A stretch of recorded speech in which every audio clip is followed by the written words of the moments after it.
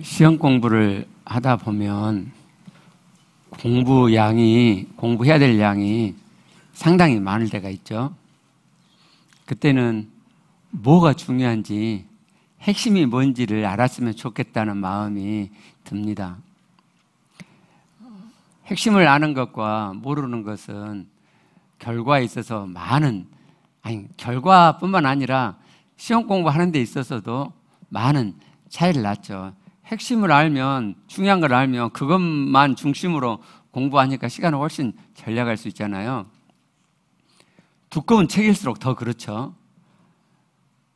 두꺼운 책을 공부하려면 막막하잖아요. 성경 꽤 두껍죠? 그죠? 아니, 이렇게 많은 내용이 여기 담겨 있는데 도대체 뭐가 중요한 말씀이지? 이 성경이 말하고자 하는 핵심은 뭐지가 궁금해질 때가 있죠. 저는 그랬어요. 언제 이걸 다 읽지? 언제 이 성경의 핵심을 내가 알게 되지? 신학교 가서도 그런 생각이 많았어요. 여러분 혹시 이 성경의 핵심이 뭔지 혹시 아세요? 만약 말이에요, 내가 성경의 핵심을 모르고 신앙생활을 한다. 그러면 뭔가 신앙생활이 잘못 어긋날 수가 있죠. 핵심을 놓칠 수가 있잖아요. 우리의 신앙은 구원과 직결되는데, 이 땅에서 삶과 직결되는데, 내가 성경의 핵심과 잘못되게 신앙생활을 한다. 그럼 정말 그건 큰일이죠. 그래서요, 오늘은 성경의 금맥이라는 제목으로 성경에서 말씀하는 핵심에 대해서 다시 한번 짚어보려고 해요. 지난 주일에 우리가 하나님의 구원의 경륜을 창조, 완성, 타락, 재창조, 구속이라고 하는 저 구속사의 틀이 왜 잘못되었는지, 뭐가 잘못되었는지를 성경 말씀을 통해서 알아봤어요. 구속사는 창세기 1장, 2장에 사람 창조를 완성으로 보잖아요.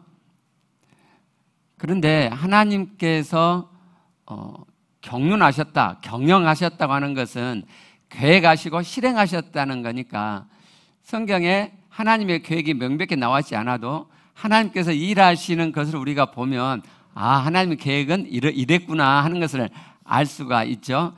지난주에 그걸 봤어요. 봤더니 하나님께서는 죄사함의 구속을 이루시는 것으로 구원 경륜을 끝마치지 않으시고, 죄사함의 구속을 이루신 다음에도 일하셨는데, 그게 뭐냐면 죄사함을 받은 그 사람 안에 들어가시고, 들어가신 다음에도 그 사람 안에 충만히 거하고자 하시더라. 이게 하나님의 계획이구나. 하나님은 지금 이렇게 일하시고 계시구나. 그러니까 하나님의 구원의 경륜은 죄사함으로 끝난 게 아니고, 죄사함 받은 다음에 그 사람 안에 들어가셔서, 들어가신 것으로 끝난 게 아니고, 들어가신 다음에 그 사람 안에 가득해지시는 것. 그래서 하나님을 닮아가고 하나님의 말씀을 이루어가는 자 되는 것이구나 하는 것을 우리가 확인했죠. 이것을 잘 보여주는 말씀이 데살로니가전서 5장 10절 말씀이에요. 예수께서 우리를 위하여 죽으사 우리로 하여금 깨어있든지 자든지 자기와 함께 살게 하려 하셨느니라. 분명히 예수께서 우리를 위하여 죽으셨음을 말씀하죠. 우리를 위해서 우리의 모든 죄를 대신 짊어지시고 죄 없는 자, 거룩한 자가 되도록 십자가에 피 흘려 죽으셨어요. 근데 그걸로 끝이 아니라고 말씀하잖아요. 하나님의 구원 경륜은 제사함으로 끝이 아니란 말이에요. 목적이 지금 나와 있잖아요. 십자가에 죽으셨는데 목적이 있대요. 그 목적이 뭐예요? 우리로 하여금 깨어있든지 자든지 자기와 함께 살게 하려 하셨느니라. 하나님의 구원의 경륜이 두 가지가 나오죠. 십자가에 죽으셔가지고 제3의 구속을 이루시는 것. 또 하나는 사람 안에 들어오셔서 그 사람 안에서 깨어있든지 자든지 항상 함께 사시는 것. 구원에는 두 가지가 있어요. 이 둘 중에 뭐가 중요하냐를 우리가 나눌 수는 없지만 만약에 불신자의 경우라면 죄사함의 구원이 중요하겠죠. 근데 나는 죄사함을 받았어요. 그럼 뭐가 중요하죠? 여전히 죄사함을 붙들고 살아요? 아니, 죄사함이 목적이 있다고 말씀하잖아요.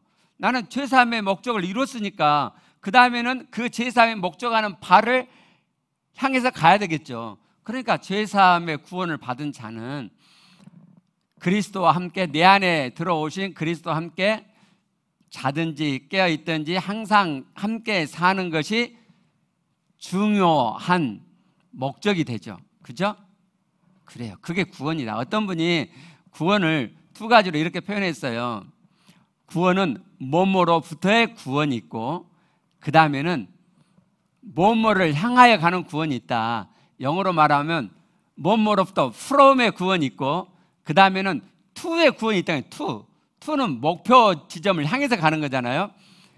죄책으로부터 from, 죄책으로부터 내가 구원받고 구원받은 다음에 이제는 to, 그리스도와 함께 깨있든지 자든지 사는 그 구원을 이루어가는 그 구원이 있다. 그러니까 우리는 죄사함의 구원을 받은 자는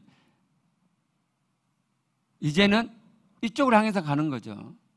우리가 교회 밖에 있는 많은 사람들에게 전해야 될 구원은 죄사함의 구원이죠. 죄사함의 구원.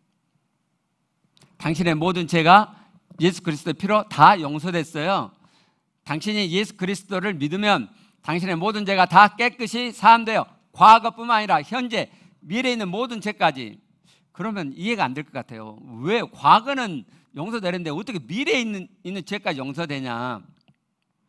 그분이 하나님의 아들이시니까, 하나님의 아들의 피니까 하나님께서는 우리의 죄를 용서해 주시기로 창세전에 이미 계획하셨기 때문에 우리의 모든 죄를 단번에 다 사하세요.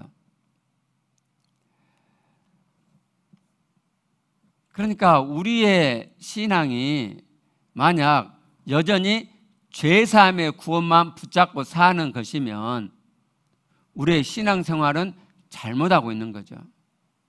만약 나의 신앙생활이 깨어있든지 자든지 내 안에 오신 예수 그리스도와 함께 살려고 하는 방식으로 신앙생활을 하고 있다면 그러면 신앙생활을 제대로 하고 계신 거죠.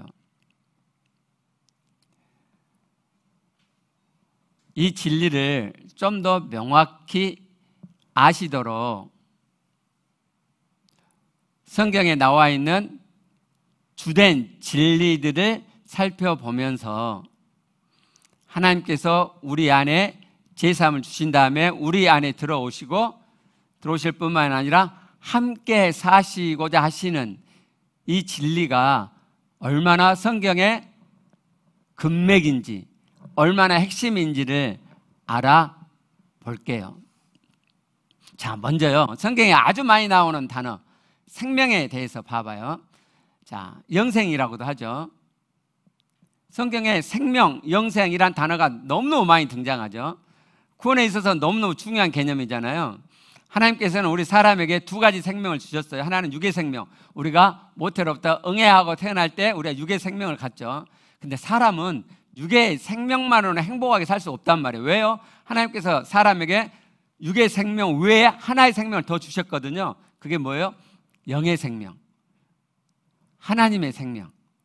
사람은 육의 생명을 얻은 다음에 이 하나님의 생명을 얻게 될 때, 하나님의 생명을 소유하게 될 때 정말 사람다운 삶을 살 수 있는 거죠. 왜 내가 육의 생명을 갖고 있고 육의 생명을 남 못지않게 잘 살고 있는 것 같은데 왜 내가 행복하지 않냐? 왜 여전히 내 마음이 지옥 같냐? 하나님의 생명이 없기 때문이죠. 이 하나님의 생명이 하나님께서 우리 안에 들어오시고 우리와 함께 사신다고 하는 진리와 밀접한 연관이 있어요. 아니, 바로 그 자체예요. 한번 말씀을 통해서 확인해 보게요. 요한복음 10장 10절 말씀. 내가 예수님이죠. 내가 온 것은 양으로 생명을, 양은 이제 우리죠. 우리로 생명을 얻게 하고, 첫 번째 예수께서 이 땅에 오신 목적, 우리로 생명, 영의 생명, 하나님의 생명을 얻게 하고 더 풍성히 얻게 하려는 것이라. 뭘 더 풍성히 얻어요? 하나님의 생명을 더 풍성히 얻게 하려고 이 땅에 오셨어요. 그러니까 예수께서는 두 가지 목적을 갖고 오셨네요. 하나는 하나님의 생명을 우리에게 주시려고, 얻도록, 그 다음에는 그 얻은 생명이 풍성해지도록 하기 위해서 오셨어요. 자, 먼저 첫 번째 목적인 하나님의 생명에 대해서 알아볼게요. 자, 하나님의 생명이 어떤 의미냐를 알아보시려면 먼저 요한복음 5장 22절 말씀을 이해하는 것이 필요해요. 한번 가보죠. 자, 아버지께서 자기 속에 생명이 있음 같이 아들에게도 생명을 주어, 아들은 예수 그리스도죠. 생명을 주어 그 속에 있게 하셨고, 생명이란 말은 살아있음이란 의미잖아요. 지금 하나님 아버지께서 살아 계시죠. 그러니까 하나님 아버지 안에 생명이 있는 거죠. 그런데 그 생명을 아들 예수 그리스도에게도 주셨대요. 당근이죠. 강아지가 태어났어요. 그러면 그 아비인 개의 생명을 갖게 되잖아요.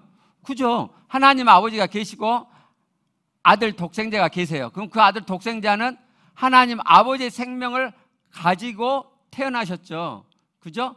그래서 독생자, 성자 하나님은 하나님의 생명을 갖고 계세요. 요한일서 5장 12절 말씀을 보시면, 아들이 있는 자에게는, 하나님의 아들이 있는 자에게는 생명이 있고 하나님의 생명이 있다는 말이죠. 왜 하나님 아들이 있는 자에게는 하나님의 생명이 있을까요? 자, 하나님의 아들 안에 아까 보셨죠? 하나님의 생명이 있잖아요. 독생자는 하나님 아버지로부터 출생하셨기 때문에 하나님 아버지의 생명을 갖고 계신단 말이에요. 그 하나님의 아들을 내가 소유하고 있어요. 부활하신 예수 그리스도를 내가 영접했어요. 그러면 예수님이, 부활하신 예수님이 내 안에 들어오시잖아요. 하나님의 아들이 내 안에 계시게 된 거죠. 그러면 그 하나님 아들 안에 하나님의 생명이 있죠. 이런 거예요. 이 성경책이 있는데 제가 이 성경책 안에 볼펜을 넣어가지고 우리 성철이한테 줘요. 성철이는 성경책만 보여가지고 성경책을 받아요. 근데 성철이는 성경책만 받은 게 아니고 이 안에 있는 볼펜도 받았죠. 마치 그것처럼 예수님 안에 하나님의 생명이 들어있어요. 내가 그 예수님을 내 안에 모셨어요. 그러면 예수님 안에 있는 하나님의 생명도 내가 소유하게 되죠. 요한일서 5장 12절 말씀이 그 말씀이에요. 11절 그 앞에 있는 말씀을 보면 바로 이 말씀이 이해가 돼요. 11절 한번 보죠. 또 증거는 이것이니 하나님 우리에게 영생을 주신 것, 이 생명이 그의 아들 안에 그것이나. 아들 안에 뭐가 있어요? 생명이 있어요. 하나님의 생명이. 그러니까 이 아들을 내가 내 안에 모시면은 그 아들 안에 있는 하나님의 생명도 내 안에 있게 된다, 이런 말씀이죠. 하나님의 생명이 바로 하나님 내 안에 계심이고 하나님 내 안에 살아 계심이란 말이죠. 하나님의 생명이란 말은, 생명이란 말은 살아 있음이란 말이잖아요. 하나님의 생명이란 단어는요, 하나님 살아 있음이란 말이죠. 내가 예수님을 영접함으로 하나님의 생명을 소유하게 됐어. 그 말이 무슨 뜻이에요? 하나님 살아 계심이 내 안에 있게 됐다, 이런 말이에요. 그러니까 생명이라는 이 단어 자체가 하나님 살아계심이네요. 내가 생명을 소유했다는 의미 자체가 하나님 살아계심 내 안에 있다는 말이네요. 이렇게 하나님 살아계심, 하나님 내 안에 살아계심이라는 이 말씀이 생명이라는 의미 그 자체다. 아, 그렇구나. 그 다음에는요, 하나님의 아들됨을 한번 봐볼게요. 예수를 믿으면 우리가 하나님의 아들이 되잖아요. 예수를 믿으면 우리가 하나님의 아들이 돼요. 그 아들이 천국을 가게 되죠. 영생을 얻게 되잖아요. 이 하나님의 아들됨도 하나님 내 안에 들어오심, 내 안에 살아 계심과 밀접한 연관이 있습니다. 누가 하나님의 아들이 되죠? 하나님의 생명을 소유한 자가 하나님의 아들이 되죠. 우리는 이렇게 생각해요. 예수 믿으면 하나님의 아들이 되는데 그냥 하나님께서 우리에게 하나님의 아들이라는 신분을 넣어주셨다 이렇게 생각을 해요. 아니, 저도 옛날에 그렇게 알았는데요. 성경은 그렇게 말씀한 게 아니에요. 출생으로 돼요. 아들은 출생으로 돼요. 성자 하나님, 독생하신 하나님은 하나로부터 직접 출생하신 분이지만 우리도 그와 유사한 방식으로 하나님 우리를 출생하셨어요. 요한일서 5장 1절 말씀을 봐봐요. 예수께서 그리스도이심을 믿는 자마다 하나님께로부터 난 자니 그랬죠. 저 난 자라고 하는 헬라어가 겟나오거든요. 겟나오는 나타라는 말이에요. 그러니까 예수께서 그리스도를 우리가 믿잖아요. 그럼 우리 하나님께로부터 낳은 자라고요. 아니, 우리가 하나님께로부터 출생한 자야? 어떤 의미지? 독생자 하나님도 출생한 자고 나도 출생한 자야? 달라요. 근데 분명한 출생이 있어요. 그 출생의 방식이 뭔지 한번 봐보게요. 그러면 하나님께서 내 안에 들어오시고 내 안에 살아 계심이 바로 나를 하나님의 아들로 출생하신 방식이구나 하는 것을 아시게 돼요. 자, 우리가 아까 요한일서 5장 12절 말씀을 봤잖아요. 하나님의 아들이 있는 자에게 생명이 있죠. 그죠? 그래서 우리가 예수 그리스도를 내 안에 영접했고 그래서 내 안에 하나님의 생명이 내 안에 있게 되죠. 즉 하나님 살아계심이 내 안에 있게 된단 말이에요. 이 방식으로 하나님 우리를 출생하신 거예요. 우리는 예수님을 영접하여 모셨고 그래서 하나님의 생명이 예수 그리스도 안에 있는 하나님의 생명이 내 안에 들어와 있게 됐죠. 즉 하나님 살아계심이 내 안에 있게 됐죠. 하나님이 내 안에 들어오셨단 말이에요. 삼위일체를 이해하면 이게 너무너무 쉬운데 예수 그리스도를 내 안에 영접하셨다는 말은 하나님을 영접했다는 말씀이죠. 그래서 내 안에 하나님의 생명이 있게 됐어요. 하나님의 생명이 있게 됐기 때문에 내가 하나님의 아들이 된 거예요. 그냥 예수님 영접하니까 그래 너 이제부터 하나님 아들이야 라고 그런 신분을 준 게 아니고 하나님의 생명이 있는 자가 하나님의 아들이 되죠. 그래서 우리가 예수님을 영접하면 예수님 안에 있는 하나님의 생명이 내 안에 있게 되기 때문에 즉 하나님의 생명이 내 안에 있단 말이 무슨 의미예요? 아까 했던 것처럼 하나님 살아계심이 내 안에 있게 됐다 이 말이에요. 하나님이 내 안에 들어오셨다 이 말이에요. 하나님 내 안에 들어오셔서 내 안에 사신다. 그게 하나님 생명이 내 안에 있음이고 그 생명이 있기 때문에 우리는 하나님의 아들로 출생이 된 거예요.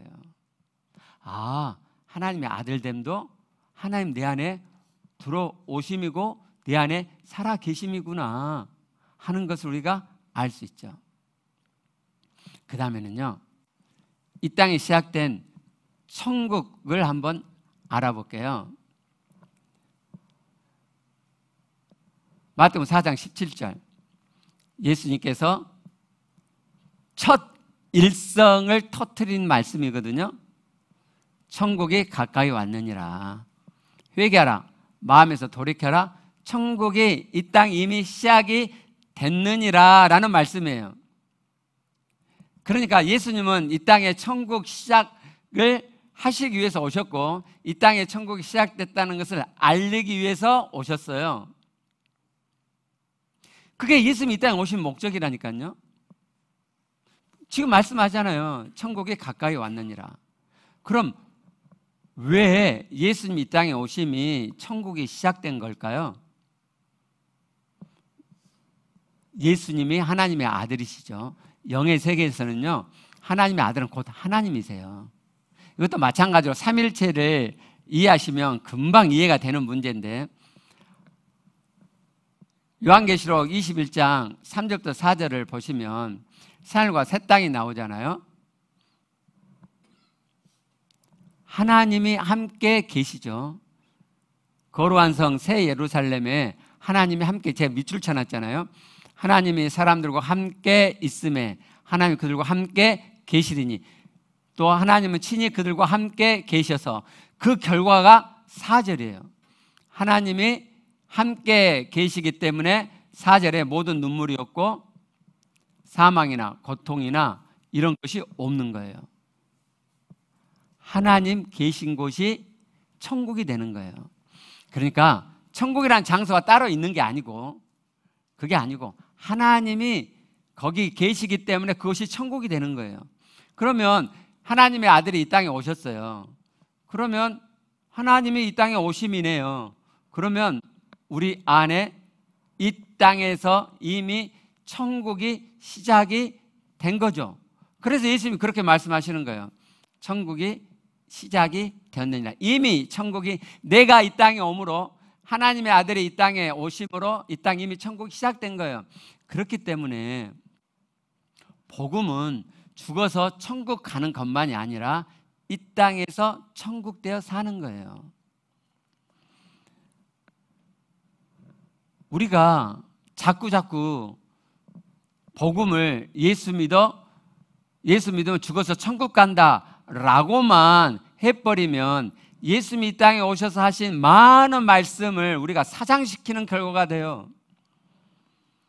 예수님은 이 땅에 천국이 시작됐다고 말씀하셨고, 어떻게 하면 이 땅에서 천국 되어 살 수 있느냐를 대부분 말씀하셨어요. 물론 영원 천국도 말씀하셨지만 예수님 말씀의 대부분은 이 땅에서 천국 되어 사는 것을 말씀하셨단 말이에요.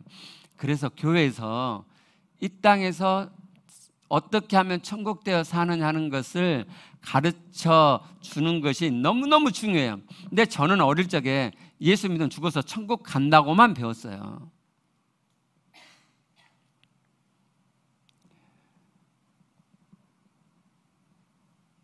예수님이 이 땅에 천국이 시작이 됐어요. 그럼 한번 봐보세요.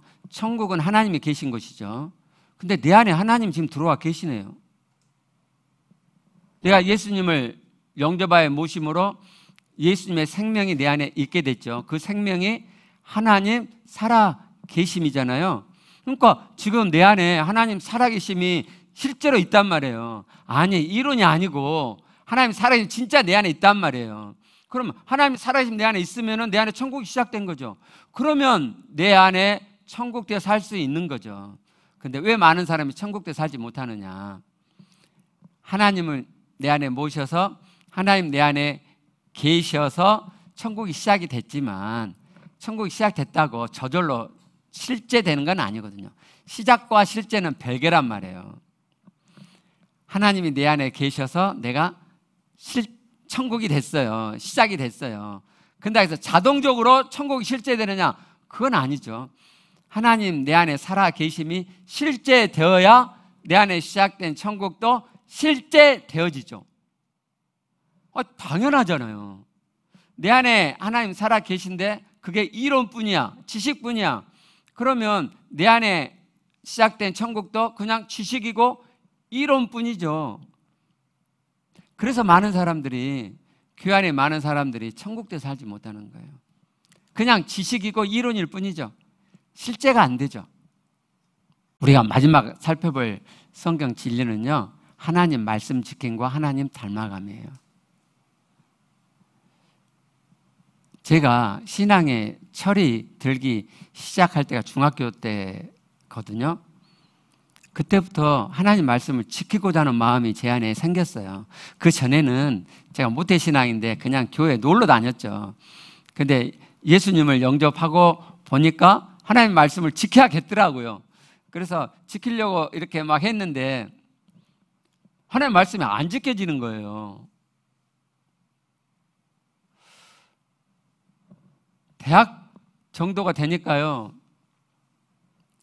정말 하나님 말씀을 지키고 싶은데 정말 안 지켜지는 거예요. 제 최대 고민이었어요. 아니, 왜 이렇게 말씀이 안 지켜지나? 과연 되나?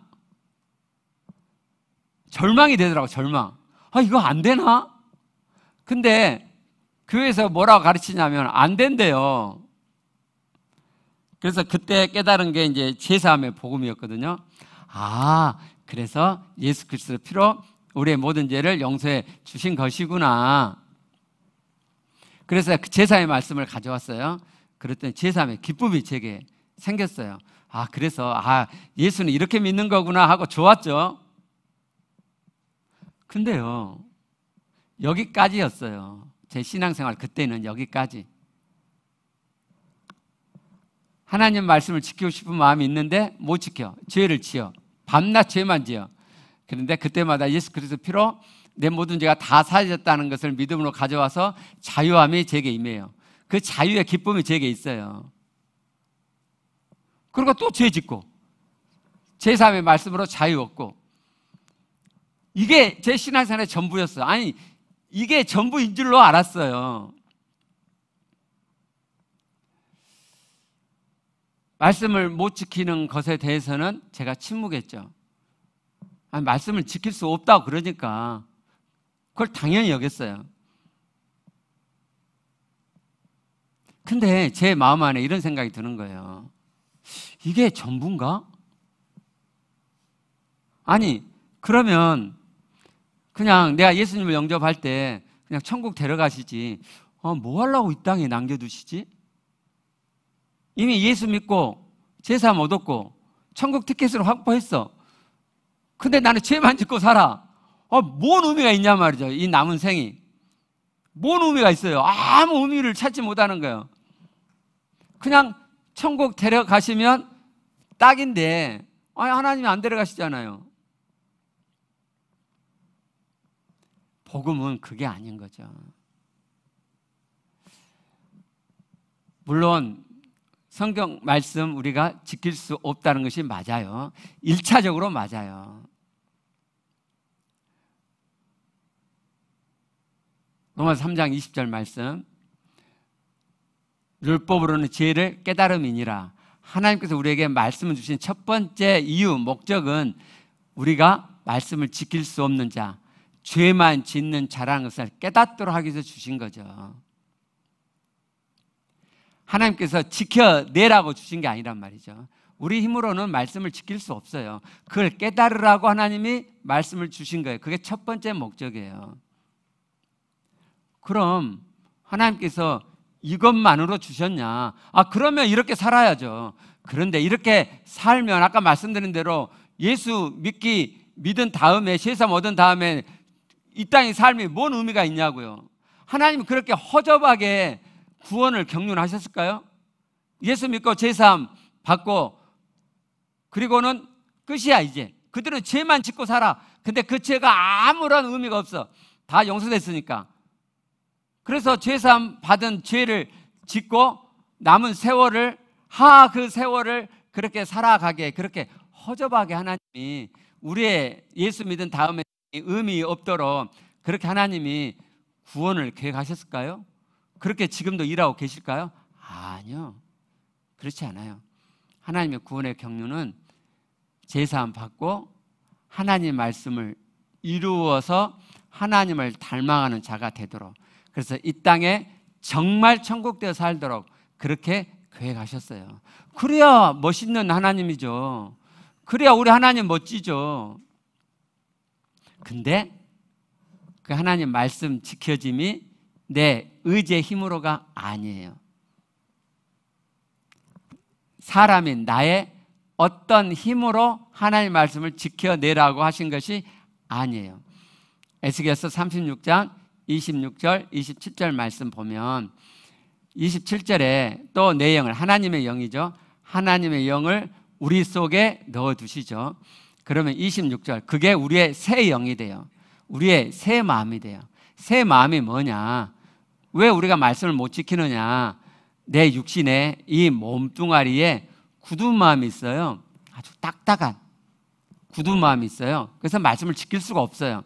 그런데 하나님의 영이 내 안에 들어오시면 내가 새 영, 새 마음이 되고 그 굳은 마음이 내 몸에서 빠져나가고 부드러운 새 마음이 돼요. 내 마음이 새 마음이. 그러면 27절에 너희로 내 율례를 행하게 하리니 하나님 율례를 행하게 돼요. 하나님의 계명이 행해지게 된다고요. 내 힘으로 말씀을 지키려고 예를 쌓고 지켜지는 게 아니라 그냥 저절로 자연스럽게 그 새 마음이 하나님 말씀을 지키게 하는 거예요. 신약도 똑같죠. 고린도후서 1장 22절 우리 마음에 성령이 오셨죠. 하나님의 영이 우리 안에 오셨다고요. 그러면 내가 새 영이 되고 새 마음이 되고 부드러운 마음이 되죠. 그러면 말씀이 지켜져 가게 되는 거죠. 내 안에 성령이 오셨다는 것은 곧 부활하신 예수 그리스도가 당신의 영으로 내 안에 오심이죠. 지난주에 봤던 요한복음 14장 16절부터 17절 보면 나와 있죠. 보혜사 성령이 너희 속에 계시게 될 텐데 그게 곧 당신이 우리에게 오심이다라고 말씀하시죠. 성령 오심이 부활하신 예수 그리스도 오심이에요. 그러면 곧 삼일째 하나님이 내 안에 들어오심이죠. 자, 봐보세요. 하나님이 하나님의 말씀을 지키도록 해 놓으셨어요. 어떻게 지키도록 해 놓으셨어요? 하나님의 영이 내 안에 들어오셔서 내가 새 영 되고 새 마음 돼요. 부드러운 마음이 되어서 그 부드러운 마음으로 살면은 말씀이 자연스럽게 지켜지게 해 놓으셨단 말이에요. 근데 그 하나님 영 내 안에 들어오셨죠. 우리에게 하나님 영 들어오심이 곧 하나님 내 안에 계심이죠. 하나님의 성령이 내 안에 오심이 곧 부활하신 예수 그리스도 오심이고 부활하신 예수 그리스도 내 안에 오심이 곧 삼일째 하나님 내 안에 계심이죠. 아, 말씀 지킴도 하나님 내 안에 들어오셔서 하나님 내 안에 살아 계심으로 되는 거구나. 그렇잖아요. 하나님 내 안에 오셔서 내가 새 영 되고 새 마음 되고 부드러운 마음 되어서 하나님 말씀을 지켜지게 되는 거잖아요. 아, 그렇구나. 여러분, 하나님 말씀이 지켜질까요? 지켜질까요? 여러분, 지켜져요. 제가 다음 주에 더 말씀드릴 텐데 사람은요 그런 말이 있죠. 세상에서 사람은 안 변한다고. 아, 근데 그 말을 교회에서도 한다고요. 아, 목사들이 설교할 때 그 말을 하더라고요. 사람은 절대 안 변한다. 그러면 성경은 어떻게 되는 거예요? 그럼 하나님 뻥치고 있는 거예요, 지금? 여러분, 사람 생각 변해요. 아니, 생각만 변한 게 아니고 마음이 변해요, 마음이. 아, 제가 해봤다니까요. 마음이 변해요, 마음이. 여러분, 왜 부부의 삶이 여전히 지옥되죠? 제가 어떤 모임에서 그랬어요. 부부가 마음에서 몸에서 하나 되는 걸 연습하라고. 왜 마음에서 하나가 안 되죠? 제 아내가 어떤 지체한테 뭔 이야기 하다가 그랬대요. 아, 나 며칠 전에 신랑하고 뽀뽀했는데 그때가 제가 이제 뭐죠? 코로나 걸렸었잖아요. 근데 자기가 면역이 좋아져 갖고 자기는 감염이 안 됐대요. 그 이야기를 했는데 그 지체가 깜짝 놀라면서 아니, 지금도 뽀뽀해요? 그러니까 제 아내가 더 이상 말을 못하고 그랬대요. 그 이야기를 저한테 하는데 제가 이해가 됐어요. 아, 중년 넘어가면 사람들이 뽀뽀 안 하는구나. 임비자매 동창회 가면요 땀방 쓴대요. 부부가 이제 땀방 쓴대. 지금도 그거 돼? 그런데요 임비자매가 별종이 된대요. 왜 부부가 시간이 지나면은 마음이 하나가 안 되고 나누이죠? 상대방에 대한 불만이 내 안에 들어오기 때문이죠. 그리고 그 불만, 상대방의 그 부족이 이해하고 용납이 안 되기 때문이죠. 용납이 안 돼. 내 마음에 상대방에 대한 불평, 불만이 딱 들어와 있어요. 근데 어떻게 그 사람과 뽀뽀하고, 그게 안 되는 거죠. 그러니까 땅콩껍질 속에 삶을 사는 거죠. 땅콩은 하나지만 방이 두 개잖아요. 따로따로 사는 거죠. 저는 왜 제 아내하고 여전히 뽀뽀할까요? 왜 진하게 시간을 가질까요? 그럼 제 아내가 완전히 성숙했어요, 지금? 아니, 며칠 전에도 제 아내가 꽁 해갖고 사건이 있었다니까요. 주중예배 때 말씀드렸지만. 어떻게 그런 여자를 제가 사랑해요? 그러죠? 자기 마음대로 오해하고 막 씩씩거리고 그걸 막 사람한테 풀어 제끼고, 그리고 제가 막 잘못한 것처럼 막 그렇게 저를 만들잖아요. 어떻게 그런 여자를 데리고 사랑을 나눠요? 그죠? 근데 그게 되더라니까요. 그게 돼요. 하나님 말씀 그대로 가져와서 상대방을 판단하지 않고 상대방을 이해 용납하지 못하는 내 부족으로 가져와서 성경이 말씀하시는 대로 상대방을 이해하고 용납하고 내 자신처럼 사랑하고자 하는 마음을 일구고자 하니까 여전히 제 아내가 부족함이 있고, 그럼에도 불구하고, 아니, 제 아내에 대해서 못마땅함이 있는데 그걸 꾹 참고 뽀뽀하는 게 아니고요. 어떻게 뽀뽀를 진하게 해요? 어떻게 그걸 하냐고. 못하죠.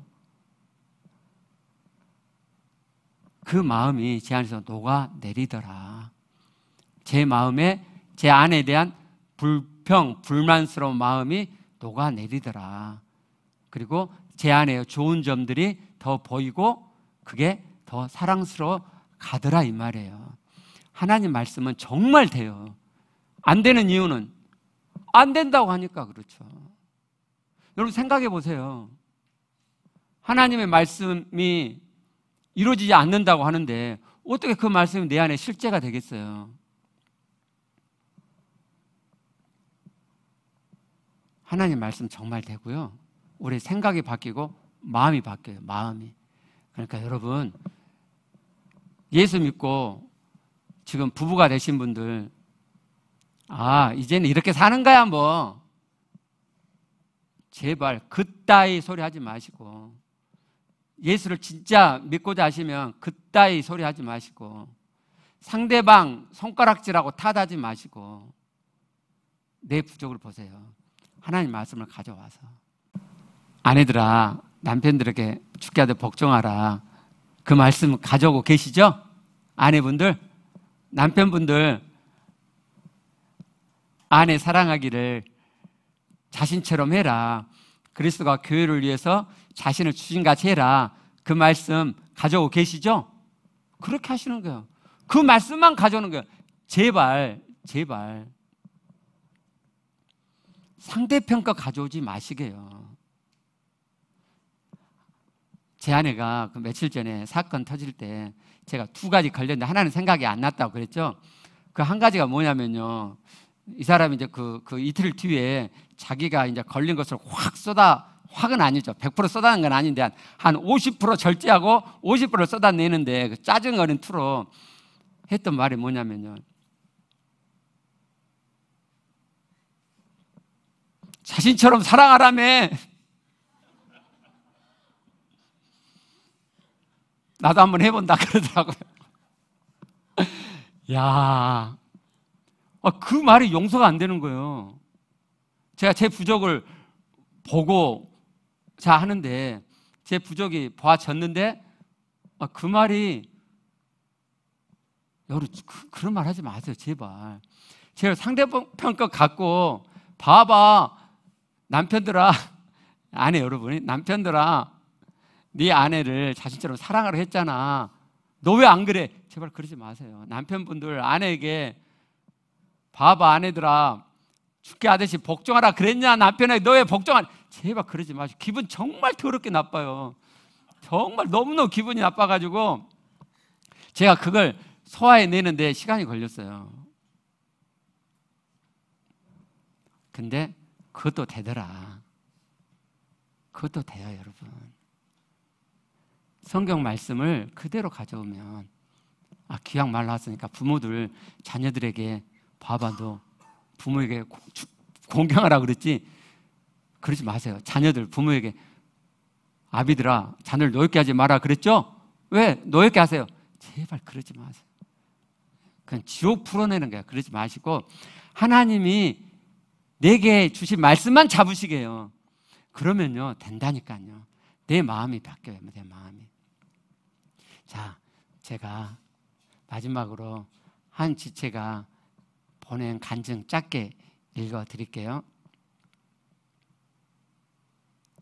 자, 그러므로 하늘에 계신 너희 아버지의 온전하신 것 같이 너희도 온전하라. 이 말씀이 마음에 와 닿는다고 말하는 지체들의 고백이 제게는 많이 멀었었는데 어느새 그 말씀 그대로가 되어질 것이 믿어집니다.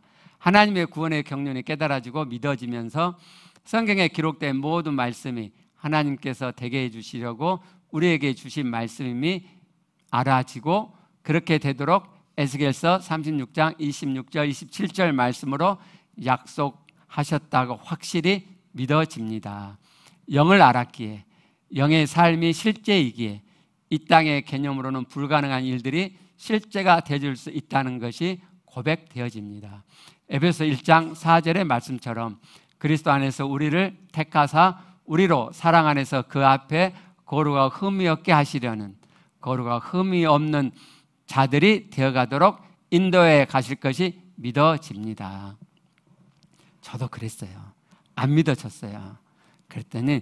그랬는데 이 말씀을 그대로 가져오니까 이 말씀이 믿어지고 실제로 제 생각이, 제 마음이 변화되는 거예요. 하나님의 구원의 경륜은 하나님의 말씀이 지켜지고 이루어지는 거예요. 어떻게 해요? 하나님이 내 안에 들어오셔서 내 안에 살아 계심으로. 하나님의 구원의 경륜은 제 삶으로 끝이 아니고 내 안에 들어오셔서 함께 항상 사시는 것이 하나님의 구원의 경륜이에요. 그래서 하나님 말씀대로 되어져 가게 하시는 것이 하나님의 구원의 경륜이에요. 여러분, 그렇게 사시게요. 그게 가능하다니까요. 하나님 말씀 붙잡으시면 그게 된다니까요. 제가 해보고 드리는 말씀, 여러분은 저의 신앙의 여정을 그대로 다 보신 분 아니에요. 제가 제 아내하고 얼마나 찌그덕찌그덕 싸웠는지, 얼마나 지옥되어 싸웠는지 아시잖아요. 제 성깔이 얼마나 제 아내를 품지 못할 만큼 못됐는지 여러분 다 아시잖아요. 근데 그게 되더라 이 말이에요. 아니 되는데 왜 안 해요? 하나님 말씀 내 안에 이루어져 가는데, 그래서 천국 되는데, 제 아내가 행복해 하는데 왜 안 해요 그걸? 아니 이 땅에 한번 태어나서, 남자로 태어나서 한 여자 행복하게 해주고 가지 못해야 되겠어요? 최소한 한 여인은 행복하게 해주고 가야죠. 여성 여러분, 이 땅에 태어나서 한 남자는 행복하게 해주고 가셔야죠. 한 남자도 행복하게 보도 나 만나서 불행하게 하고 그렇게 가실 거예요? 한 명을 넘어서 2명, 3명, 우리 자녀들도 행복하게 해주고 가야죠. 그냥 겨우 밥 먹고 살고 학교 다니고 그렇게 살다가 우리 애들도 나처럼 살다가 가게 그렇게 하실 거예요? 아니, 걔네들 행복하게 해줄 수 있다니까요. 여러분 자녀들이 이 땅에서 천국 되어 살 만큼 행복하게 만들 수 있다니까요.